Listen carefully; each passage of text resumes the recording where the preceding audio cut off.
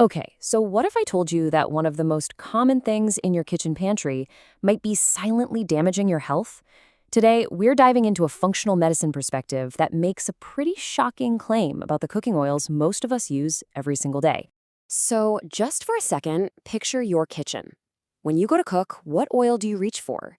Is it a big bottle of soybean oil, canola, maybe grapeseed oil? It seems like such a small, everyday choice, right? But as we're about to see, that choice could be way more important than you think.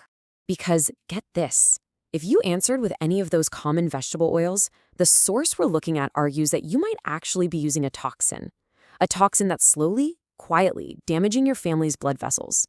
Now, that's a huge claim, so let's break down exactly where that idea comes from. First off, this whole toxin idea starts with a really powerful concept. Your real age isn't about the number of candles on your birthday cake. It's measured by the health of your blood vessels, and the source argues that the main thing causing them to age faster might be hiding in plain sight in your kitchen. So, you have to wonder, how did these oils get everywhere? I mean, they're in everything. Well, to understand that, we've got to look at their pretty shocking history in their journey from being an industrial lubricant to something we call food. And this is where the story gets really wild. Back in the 1800s, cottonseed was literally just toxic waste from the cotton industry. Then, in the early 1900s, because it was super cheap, they started processing it into a lubricant for machines.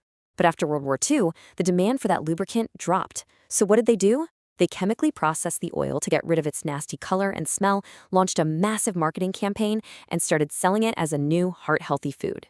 And that's pretty much how industrial seed oils started taking over our kitchens from traditional fats like butter and lard. Okay, but how can a former machine lubricant actually harm us? Well, that brings us to the core science behind the argument. It's all about something called inflammatory imbalance. At the very heart of this is what's called the omega ratio. Think of it like a seesaw.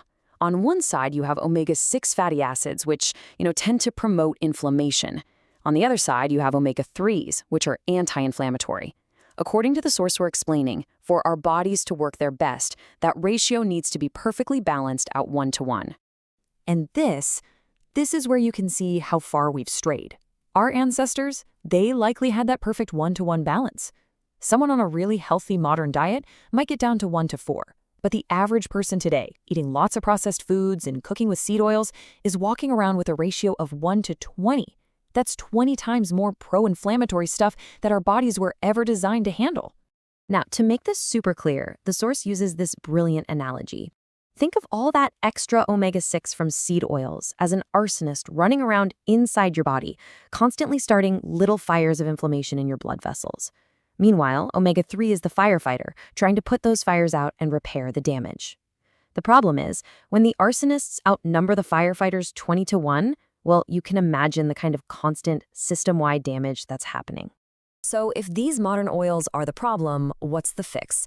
Well, it's called the ancestral solution, and it's actually as simple as just changing your oil.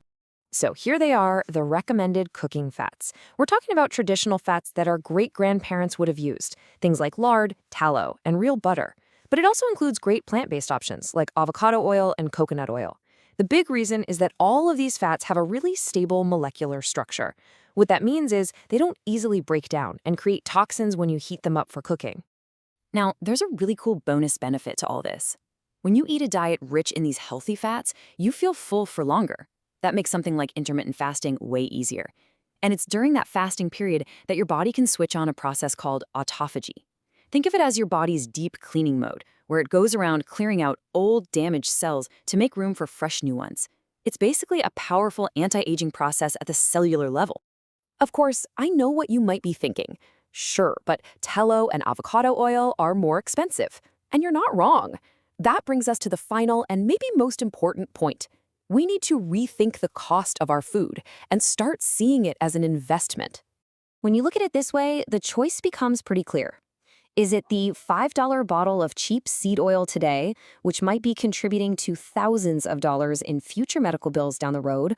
Or is it the $15 jar of tallow today, which you can see as a direct investment in lowering inflammation and protecting your health for decades to come?